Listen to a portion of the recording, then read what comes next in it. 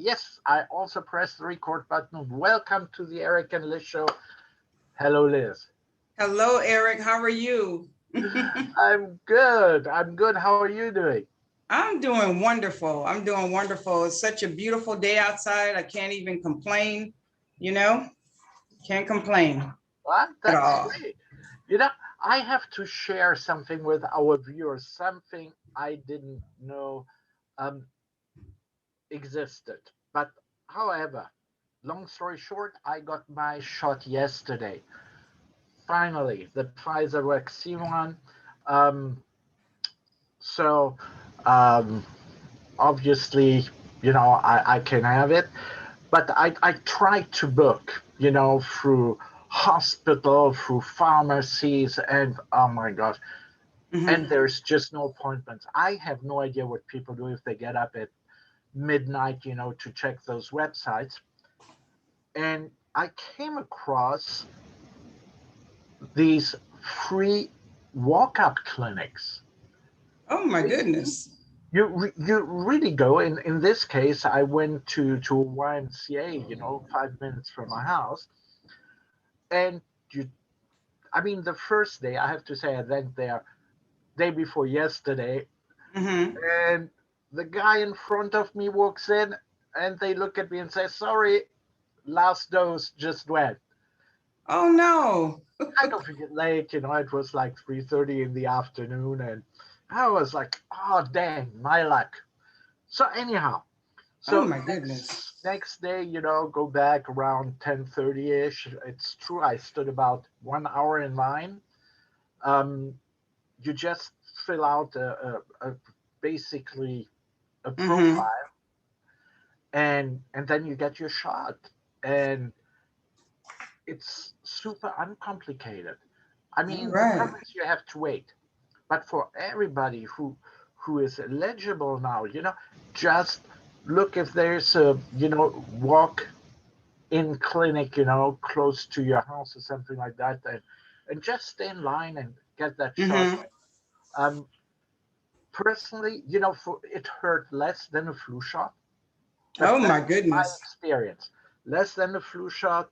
Then this morning when I woke up, it was a little sore, but I think I went to Mhm. sleep, and Okay. and that was it. All right. Did they make you wait for like a few minutes after they gave you the shot? 15 minutes, yeah. You have to 15 sit down minutes? 15 minutes, so you just put your timer on, Okay. and you do. Okay. So that is it at all the YMCA's, just in case someone's No, no, no, listening and no, no, they, no. That was just happened to be that particular location oh, okay. that is Okay. located at a YMCA. Okay. All right. Wonderful. Wonderful. And you got your shot. That's awesome. Yeah. And but I know you wanted to mention something because this is a historic week. Yes, it is. It is. George Floyd's case has begun, and I'm just praying for the best, for the family, for our nation, Yeah. because this is going to set precedents to let you know that, there are consequences Oh yeah. for Yeah, your yeah. actions, So and that people sat and watched, this happen unfold on television. And just when I first saw it, I couldn't believe my eyes. I thought it was, I didn't know that it was real. yeah. It's just, but I'm so glad everything is starting. And, you know, I believe that it's going to come out, the right way. Definitely. I hope so too. Yeah, it is. Mm-hmm. I just want Justice will prevail. to see because our guest Hannah was very short on my screen and is gone. So maybe you just want to shoot her a little text, to come back into the waiting room. Okay. There she is. Right. Here is our beautiful guest. Oh gosh. Yeah, I know. Hi. Pretty in the Hi, city. Hannah. Hi, Hello, can you guys hear Hannah. me okay? We can hear you and we can see you and all that good stuff. You look Yay. beautiful. Okay, let me just turn the volume up just a little bit. Okay, you look more and more like your mom. Oh my goodness, what? I know Wait, everybody tells you that. Everybody thinks that we're twins. I'm like, yeah, that's my younger sister. Right. Wait, let me see if I can do this really quick. I like that. That's Oh wait, no, that background looks weird. Never mind. Oh, wow. You're at the bookstore, Hannah? I know, Barnes and Noble. now she is. Wait, That's sorry, let me. way to go, girl. Way to go. Way to go. Okay, let me just grab this really quick. Where is this? Well, after all, you're a book author, so you know you have to promote what you're doing. Ooh, I love that. There That's you go. awesome. That's nice. Is that nice, or should I do a photo of my dad? I don't know. You can switch it up. That's beautiful for right now. That's awesome. Yes. Thanks for having me, you guys, Eric and Liz. Well, hey, thanks for coming. Well, and let me do the honors of introducing our guest today. We have Hannah Joya, and she is a new author and also a lifestyle model. And I've known her since 2015. And her dad was a GBS survivor. So I kind of want to lay the groundwork a little bit. So the way we met is it was actually at a patient meeting, and her mom was there, and she kind of had to leave early. And I was asking, like, why are you leaving early? And she said, sorry, Liz, if I interrupt you. I know that is super rude, but you know, what is GBS? I'm getting ready to say it. Guillain-Barre syndrome is a neurological disease of the nervous system. That's what GBS is, where your nerves attack its own, system. So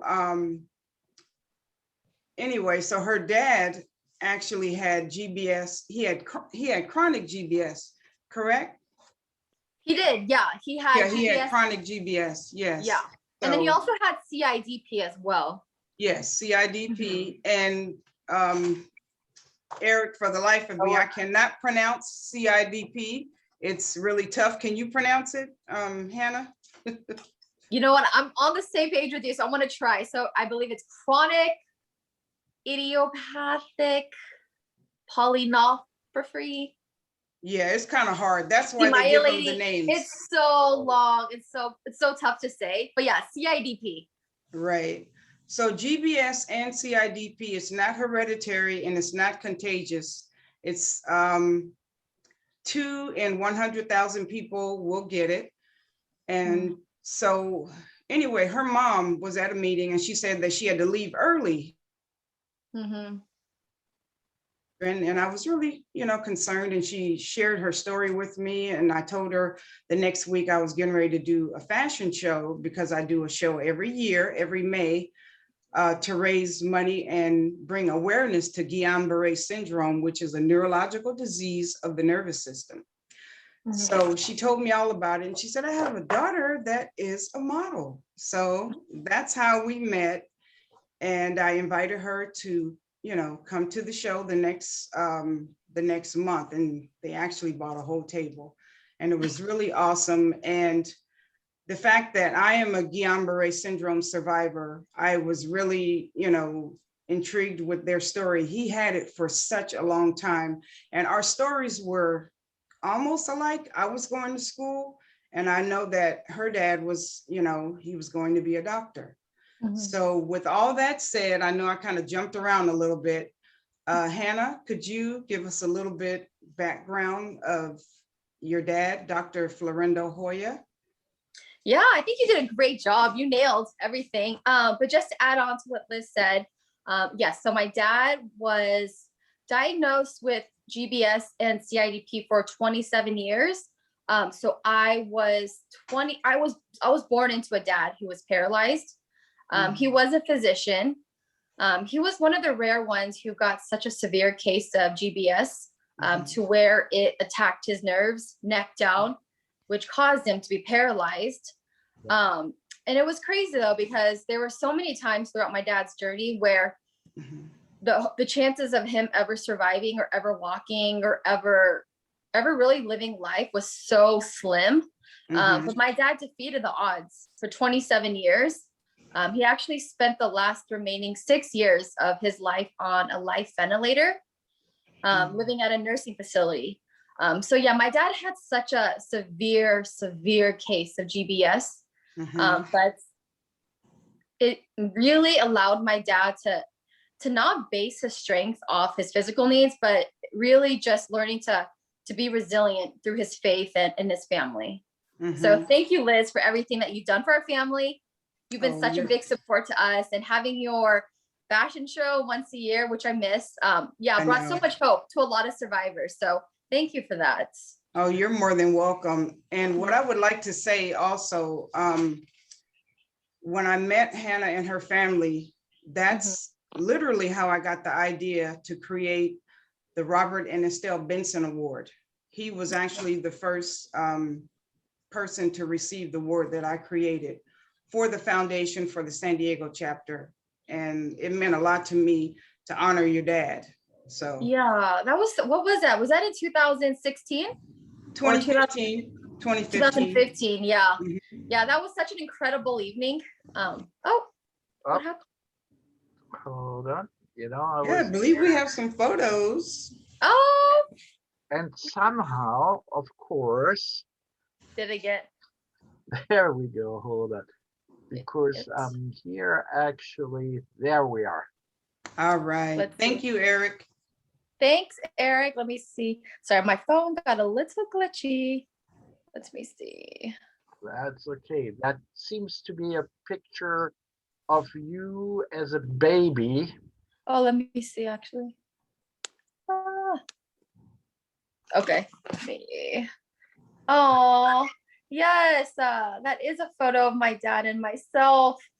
Wow. I was a little baby. Yeah, born into that was the only vision I ever had of my dad in a wheelchair. So all I ever knew my dad was to be in a wheelchair. So yeah, that photo, it really means a lot, because that to me was normal. That was normalcy in a father, having a dad who was paralyzed. So that's all I ever knew him to be.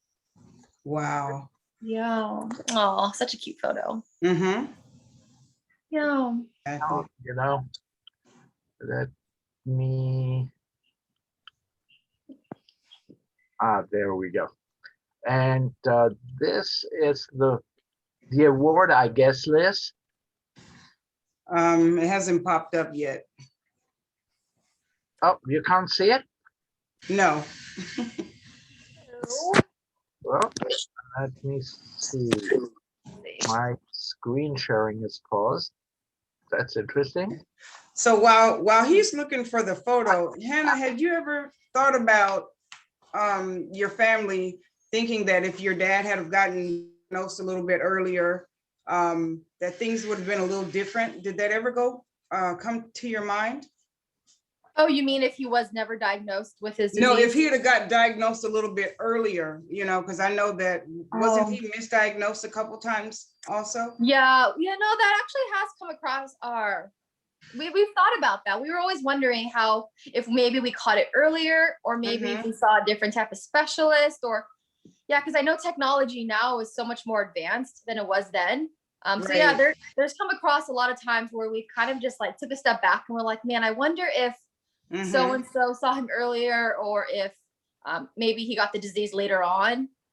Technology could have helped him. Yeah, because we hear so many stories of people, like for yourself, like just battling it and surviving it, and being able to walk again and breathe on your own. So yeah, there were definitely a lot of times where we thought that, but then again, we would have never been able to meet the families that we've gotten to meet. Because if you can go down it was so easy to get so caught up in that mindset, like, oh my goodness, like if only this or if only that. But then we have to stop ourselves and like recognize, like, no, we would have never had the opportunities to meet so many families at the hospitals or nursing homes that he was living at if it hadn't been so severe. So yeah, it definitely did cross our minds for sure. Yes. Yeah, absolutely. So, since we, it happens like you said, you only saw your dad basically in a wheelchair. Yeah. And then it seems there were moments where he was getting better, then he would be getting worse again and better and worse. And unfortunately, especially towards the end of his life, Hmm. these patterns of having good days, bad days increased at a staggering pace. Hmm. And you, I mean, how did you emotionally? I know that you had the Yeah. very spiritual way of looking Mhm. at it, but I'm especially interested, how did it emotionally impact you and your family? Gosh, yeah, that Great was, question. it's crazy to look back now. Like, so since my dad's been gone for, he passed away on June 13th, 2018. So that's about almost 3 years now. And I finally can be able to like look back and recognize like how, like the same question you asked, Eric, like how in the world did we emotionally be able to handle all of that for 27 years? Like that doesn't sound like that's insane. But you know what I can say that we as a family, especially my dad, had so much hope. And it was just the hope knowing that every single day he was here could have been his last. Like we had no idea when he was going to take his last breath. Right. So we as a family had such a solid foundation of hope. We knew that every day could have been his last. So we took advantage of every single second we had with each other. We lived it as if it was going to be the last. We laughed as much as possible. We joked with each other as much as possible. And we really had so much humor. Like we would actually, the doctors would be like, are you guys okay? Like they would come in with the worst test results. Like he has pneumonia on both lungs. And we would just kind of be like, oh, well, he's an Iron Man. He'll get through it. And just laugh and order pizza. So the doctors were like, no, this is really serious. So it was just having that humor and just keeping the foundation of hope to know that we're not given, like we don't know when we're going to take that last breath. So we just, as a family, just kept reminding each other, like every day is a gift. Like they say, being in the present is a present in itself because it's such a gift to be here. So I would say, Eric, just having solid hope and humor is how we definitely survived 27 years, and not just survive, but I would say thrive. Like we were able to fully thrive through that. And it was just such a roller coaster of emotions. But looking back, it definitely built so much character and so much resilience. And I used to always tell my dad that. I'm like, Dad, you never had to teach me what it was like to be strong or what courage meant, because he showed me. And I really think at the end of the day, that's what mattered the most to me as a daughter, to see a dad showing me by his actions what it meant to be so courageous when everything else was just really falling apart. So yeah, hope and humor, you gotta have it nowadays.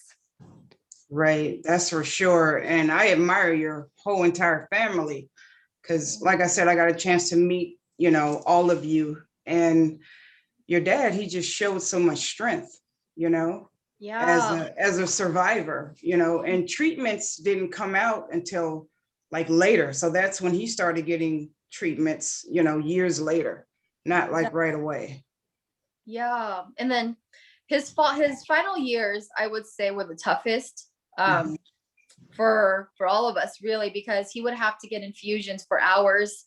And I think it was just having to kind of just sit there. And there were definitely moments where we were just kind of, we can have so much hope and you can have so much humor, but then you have your down days, your moments where you're just like, why, like for how much longer?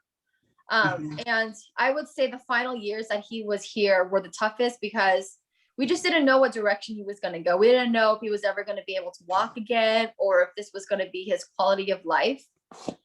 So that's when I'd say for me was my lowest and even darkest moments, was just kind of questioning God as to why is this happening, or, spending his final days at a nursing home or a hospital. But yeah, just really not having to have the facts, I would say, and just having that solid faith Mhm. And we may not even know the answers on this side of eternity. Like I may not ever know why certain things had to happen the way they did until I get to heaven. So I think we as a family just kind of put the facts and the questions to the side and just really, really just kept our faith solid in that. Mhm. So what was it actually, I'm with Eric on that. What was it So actually like, kind of growing up when your friends would come over? Did they all understand what you were going through with your dad? No, now it's like, it's funny. I talk about that in the book because we have a ramp in our van and we actually still have the van. And I thought that was so normal to have a van with a ramp. Like to me, that was like normal. Like I would play on that. I would like kick my soccer ball on the ramp, but every time, and I would even pull out the ramp for my dad's wheelchair to go in. So no, my friends would give me the weirdest look. So we would go pick them up. They would be like, what is this? So we would go pick them up. And then I'd be like, hold on, guys, just give me like 5 seconds. And I would like jump out. I was like 8 years old. And I would like bend over, pull out the ramp, and their faces were just like kind of like just like shocked, or especially the friends who didn't know that my dad was paralyzed, they would kind of like didn't really know what to say.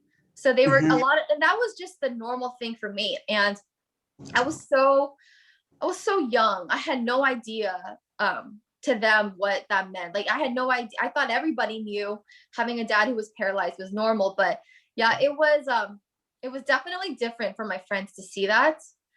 So people growing up would always say, oh yeah, Hannah with a dad who's sick is a common thing a lot of people would say. So that was really what was like second nature to me, was just hearing people say, Hannah with a sick dad, Hannah with a sick dad, or how's your dad? Or those were a lot of the questions that were asked growing up. But I mean, I had so much fun. I mean, I thought it was just a roller coaster sitting on his electric wheelchair the whole time, laughing about it. And people were like, what is this child doing? But yeah, it was definitely different for all my friends, really. so I mean, I can abstract it, because that was your normal. Yeah. However, when did the reality of it, kind of kicked in, where I say, oh, I'm growing up in the family which is not at all like other families. Was there, Yeah. an instant of a certain desperation, not feeling like I'm not fitting in, or was it different? Yeah, no, there were quite a few times growing up where I kind of was kind of taken back, or kind of, I mean, I guess I would say I would compare at times to, for example, the father-daughter dance. I would say that was something that kind of hit me differently. And that's when I started to recognize the difference, and how different and how unique our situation was. So yeah, I believe that was in middle school for the father-daughter dance. And I remember not having the chance to do that. And that I was young. I was about 14, or I would say maybe 12. And I would say that was the first time I kind of felt different. Something was different. My emotions were kind of, I guess, starting to feel sad. And I just didn't know how to express that. So yeah, I would say around that time, hearing the father-daughter dance be thrown around. And then I would definitely say when I turned 21, so that peak season of, your independence, and you're able to go out and, travel and figure out yourself and do 21-year-old things. But for me, being 21, 22, 23, like the peak age, I spent at the hospitals, at the nursing homes, or at the urgent cares on Christmas Eve, New Year's Eve, where my friends were going to clubs and bars doing 21-year-old things. But for me, it was just spending the countdown at the hospital. So that was when kind of sadness, deep sadness, started really hitting me. And I was really able to see the difference in the lifestyles and what it was like having a dad who was physically healthy, having to not worry about, oh, is my dad okay? Or having that guilt, even if you were to leave to go out with friends, like having that guilt, just saying, oh no, I have to go back to the hospital, he's there. So that's when things really started hitting me. And that's when I I kind of really saw the major difference, and how not normal it was to have a dad who was paralyzed. So, yeah.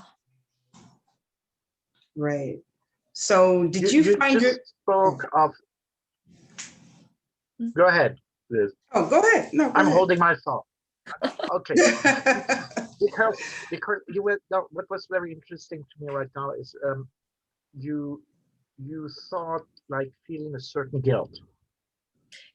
Yeah. And it's crazy because I mean, now that I look back and I'm able to reflect how I actually felt, I would say it kind of really hindered a lot of my maturity and my growth, because I always had that hidden guilt, a subconscious guilt. So whenever I wanted to do something for myself, if I ever wanted to, go out with friends to go to even somewhere local, like Los Angeles, or just travel, I always had that like small guilt in me. I always had something that was always holding me back. And it wasn't even like my mom or dad complaining about, you're not here enough. None of that. It was just myself having that guilt. Like, no, I can't. Like, what if I get a phone call and saying your dad's sick, you have to be here. Right. Or your dad got pneumonia again, you have to be here. So I always had that little mustard seed guilt inside my heart. So I didn't really see it then, but now, I mean, I could definitely clearly see how much of that played such a big part of my life. So you were, if I may say, a very close-knit family, because, just in my opinion or experience, with something like that happen, usually you are very, very close. So my family, we were extremely close. We have such a strong support when it comes to family. I have an older brother. We're 12 years apart. My aunts, they all live here in San Diego. And my cousins, they were always there for our family. That was one thing that really helped us go through this 27 years, was having such a solid family support. And they would always bring food for us at the nursing home. They would always be with us at the urgent care. So it really made such a big difference having such a solid support of family. Right. That's definitely what a survivor, needs, is support, and to know that they are supported. So I have another question for you pertaining your book, Never Goodbye. Isn't it beautiful? I love everything about your book. Oh, thank you. Yeah. So did you actually find it therapeutic writing this book? Yes, I did. And actually, I don't know if you can see on my screen, my background. So that image of me, the image of the hands, is actually the image of my dad and I holding each other's hands the last day before he passed. Okay. So it meant a lot to me writing this book. So when my dad passed in 2018, so 2018 to 2019 was a mess emotionally. Like that's when like the grief really, really hit me. I mean, I was just going through a roller coaster of emotions.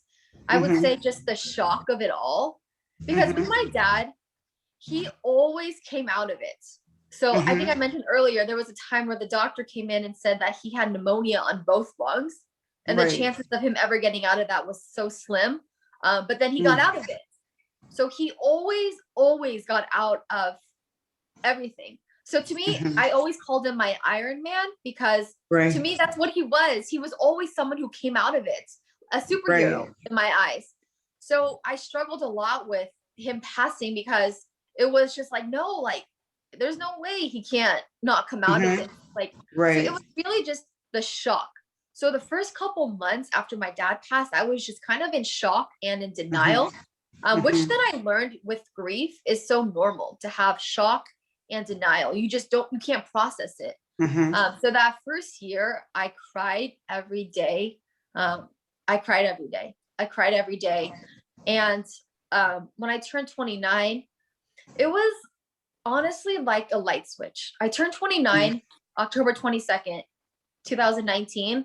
And it was as if God kind of just like, I felt like God started to use my pain to like fuel me. Like he brought, the pain started to become like fuel. There was something in me that just wanted to, like, it wasn't like as if I stopped crying, but there was something internally where the resilience just kind of switched on. The light just turned on. And I was like, you know what?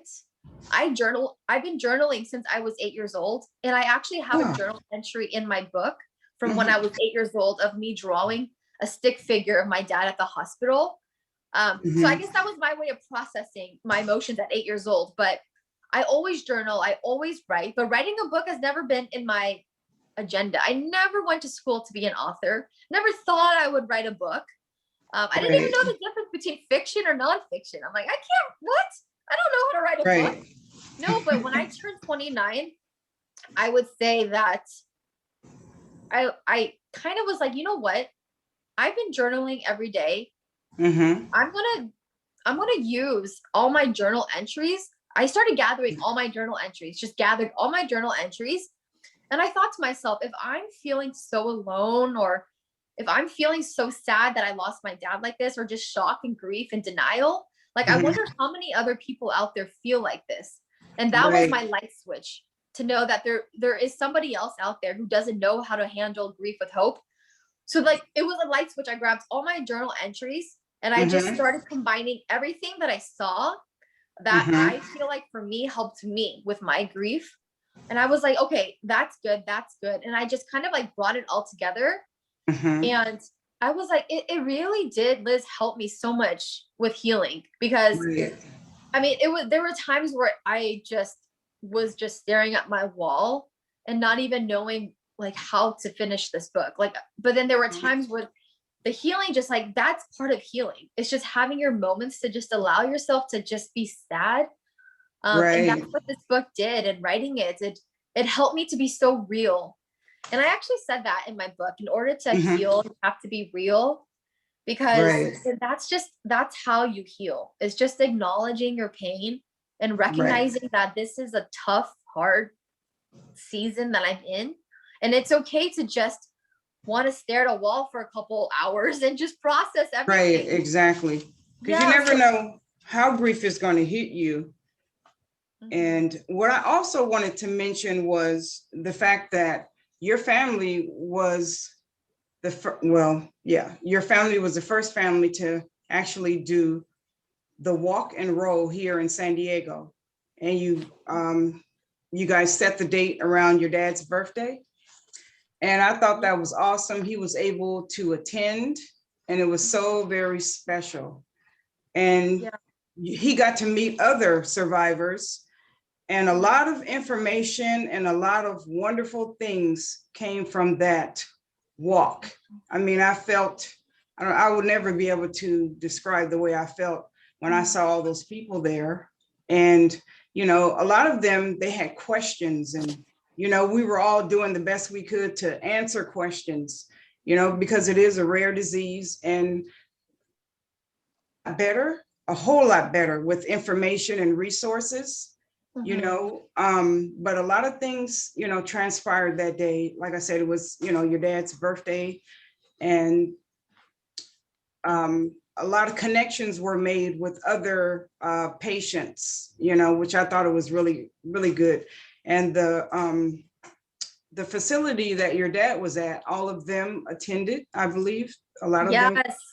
Yeah, they all made t-shirts, the RTs, the managers, they all came out and wore t-shirts. It was such it was, that day was just probably one of the best moments of my life. I think, just like what you said, Liz, like just seeing the families there traveling. There was even a family from Las Vegas that came. Exactly.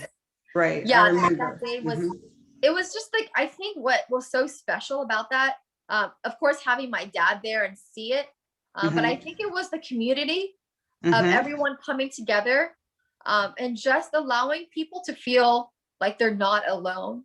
I think was really what meant so much to everybody there. And even for myself, to see some daughters who had parents who had GBS, and to be able to relate to them, to say, like, I know, I get it, you know, like, you know, there was no words needed to be exchanged. It was just a hug or a high five, and just seeing all of them, it was just, we get it. We all get it. you know? Exactly. Yeah. Because at the end of the day, people need to know about this disease, because you can be misdiagnosed, go back and forth to the hospital. It mimics a stroke. And so, a lot of people need to be aware of the symptoms, when you go into the emergency room, because sometimes if they send you home again for the last time, you may slip into a coma. I hate to sound like that, but it's the truth. Yeah. They can send you home so many times thinking, well, we don't want to do a spinal, or, because it's kind of drastic, but a lot of times they're getting a whole lot better at, when you go to the ER and when you have these different symptoms, they're nailing it right on the head nowadays. I've been hearing less and less about them sending you home. They're, weighing all their options as to, could it be GBS, Guillain-Barre syndrome, or CIDP, Yeah, exactly. Yeah, you're very right. Technology now, I've noticed, I hear a lot of stories of GBS and CIDP patients fully recovering and going home. Yeah. So yeah, that's really good. Very good. Exactly. I'm going to change my background now. You have another question, Eric? I know you do. Well, it's less of a question. It's more of an observation, really. Okay. Because it's not, yes, here we happen to speak of a GBS case, but many other illnesses, will take a similar toll on the family. Because thinking of that Hannah has gone through 27 years, Right.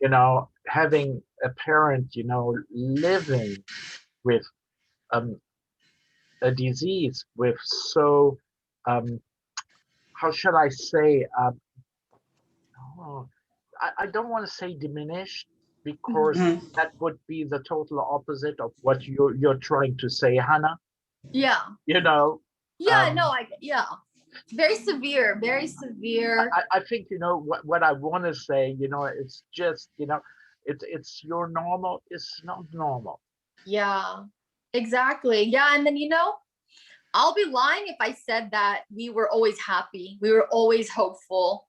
But I think you asked me earlier if there was any moments in my life. I forgot to mention also, there was another moment where I kind of was just so discouraged with my dad's situation. I met a girl who was about a few years older than me, or she may have been younger than me, but yeah, she had a very severe case of GBS. And she was able to recover within the following week. And I remember this was after my dad passed. I remember just feeling so bitter towards the fact that, I hear about her fully recovering. Like, why was she able to recover, or why was he able to recover, but then my dad was not, and that crossed a lot in my mind. I mean, like, even just a week ago, I was just like, why? Like, why, God? Like, why did it have to be so bad? Like, why did he have to be like the rarest of the rare?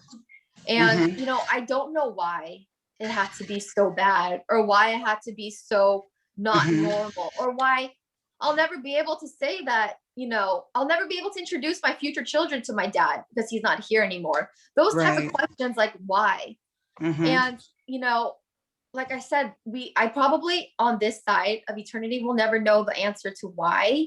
But I can say that it's because my dad's journey and my dad's serious illness and the journey that we went through, I was able to write this book.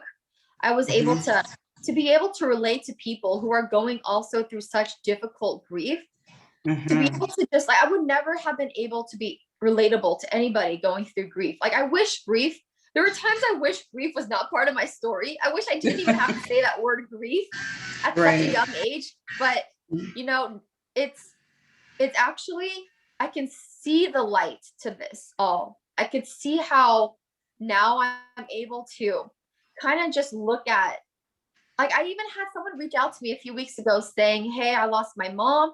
I read your book. It brings me hope to know that if you were able to go through that, or if your dad was able to survive 27 years, it gives me hope. And that to me right there is a New York's best time seller. That's just to hear exactly. people say that. Very like, encouraging. Like that's it. I'm done. I'm done. That's my job right there. Right. And exactly. yeah. That's right.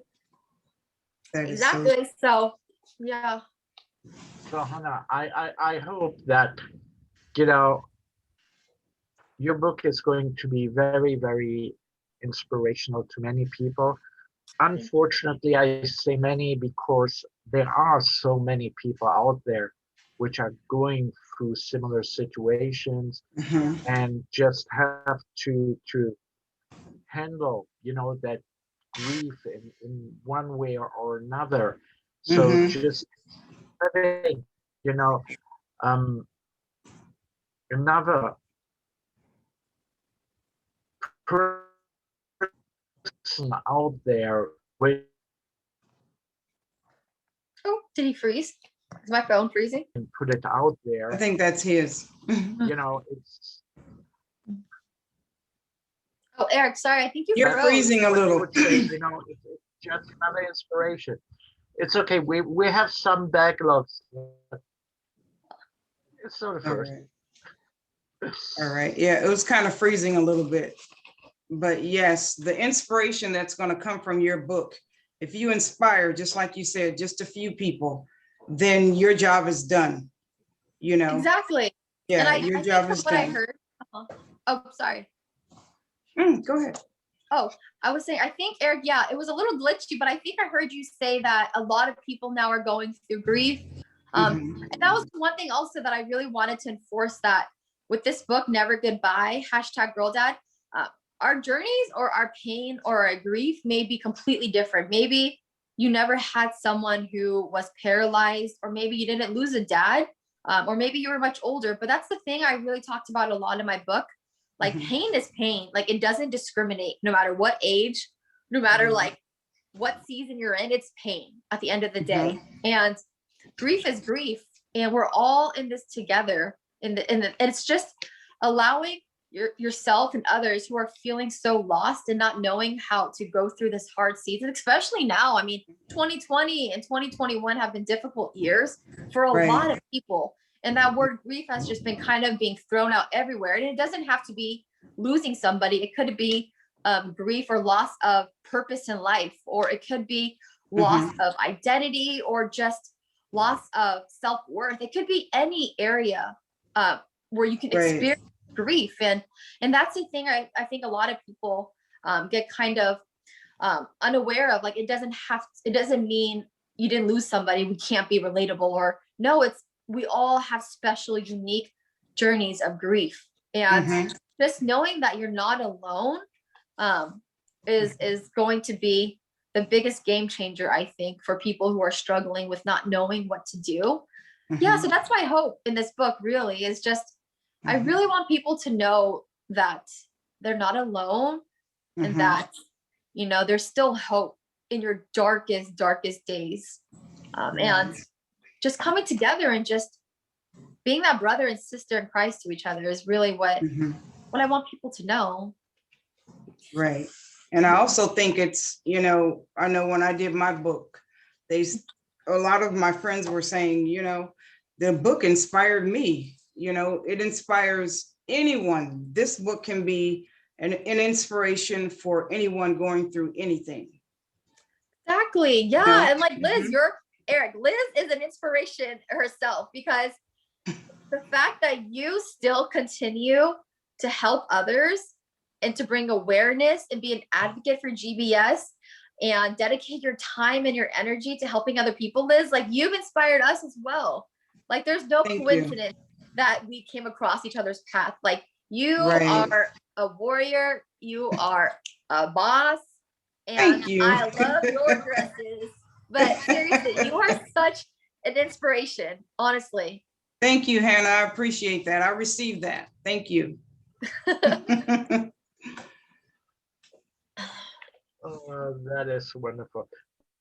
That's why I love us having this show, Liz, Yeah, so do I. because even that there's all these misfortunes out there and the grief and everything, um, we seem to be always to be able to share a story which Mhm. puts hope out there. Right, exactly.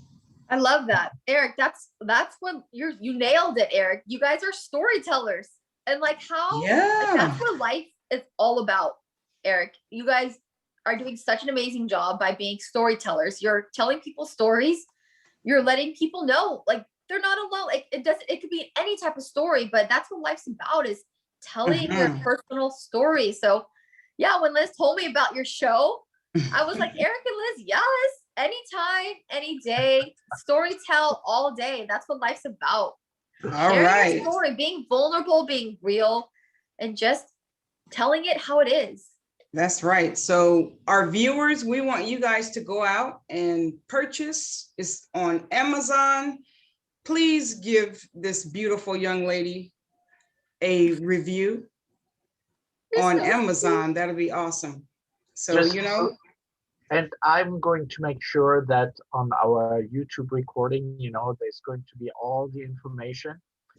mhm. Um, it always goes out on LinkedIn, Facebook, YouTube. So Right. um, we Instagram. Mhm. we just want to help put your story out there. I mean, it's yours and your family's story Yeah. Right. and your father, because um, to he must have been an incredible person that um, even that under his physical condition he was able to give love to his family, because if not, family wouldn't have given him that type of love back Mhm. um, that you just showed us.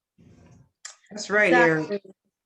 Yeah, amen to that. That is, you would have Mhm. loved him, Eric. He was one funny Yeah. guy. Yeah, he had Yes. humor like nothing. And yeah, I thank my dad every day because I mean, I learned the most important lessons in life through my dad just being there, sacrificing himself, breathing through a trach. That to me will forever stick in my heart because a Right. man who loved his daughter and his family so much to be there every day for them. And Mhm. to the world, he was so physically disabled, but to us, he was the strongest man. And we were able to meet so many incredible families who didn't have people to be by their sides, take their final Mhm. breaths. And it's because of my dad that we were able to stand by alongside these family members who had nobody. And Wow. that's the biggest blessing. And I'm so thankful that God created my dad the way he was. Because of that, I'm able to see that there is hope and resilience Mhm. and joy is so possible no matter what situation you're in. So thank you guys so much, Eric and Liz. This was like my first interview Well, with the book. All right. Wonderful. You were awesome. Hannah, thank you so much for being with you and just sharing your story. Absolutely. Yes, And you guys keep storytelling people's stories. You guys are doing a great job. we definitely will. And if you do a book signing here in San Diego, please let us know, Oh because yeah, I of course. know Because that's Eric, are going you to in be San Diego coming. also? Yeah. Okay, yeah, because once the restrictions and everything kind of go down, Barnes and Noble will be having a book signing. So Mhm. better be Oh, there. Okay, we which help. one? Probably Carmel Mountain. That was my dad's favorite bookstore, and that's the books Barnes and Noble. It's right next to Jamba Juice, frozen Mhm. yogurt. Yeah, so yeah, Okay. I love them. So yeah, it'll definitely be at that one. So keep you posted. All right, But that's sounds good. okay. And let us know. We are going to have our viewers know for sure. Exactly. Yeah, I definitely will for sure. All right, wishing you the best. Thank Hey, you, you never Hannah. know. Number one, You're so never you guys know. are so awesome. This was so much fun. I could talk hours for you guys. We could go on for hours. Okay, Thank you, Hannah, Eric. Thank you, Liz. you're You're welcome, welcome. Take Hannah. care. Bye, you guys. Bye-bye.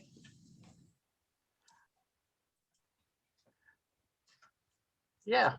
Well, that was very nice. And All right, well, we we're are. just going to wrap it up fast today. Because we're And still live. just, All right. yeah, and tell our viewers, hey, that's what we do. We tell stories. I think Yeah, she summed it up very nice. she sure did. She sure did. Most certainly. We are storytellers. Yeah. So to our viewers, happy Easter. That's Don't play right. too much with the bunny. All Okay, on right. that note, we just stop and see you next week. All right. Oh, and don't forget to hit that little subscribe button. If just feel free to hit that little button. Hey, very important. I finally figured it out. All right. And it wasn't that difficult. Oh, God. It's You okay. know, procrastination is one of the worst things in life. That's all I want It to say is. to our viewers, that no, it's not the ability to intellectually understand what you have to do. It's just to do that little final step Mm-hmm. and inform yourself. So, All hey, right. we are human after all. Yes, we are. We are. And we certainly enjoy doing our show together. I enjoy myself every Thursday. Well, I enjoy yourself too. All right. All right. So Okay, we have guys. some wonderful guests coming up soon. So you guys stay tuned Stay and we will be tuned. in touch. Bye. Bye-bye.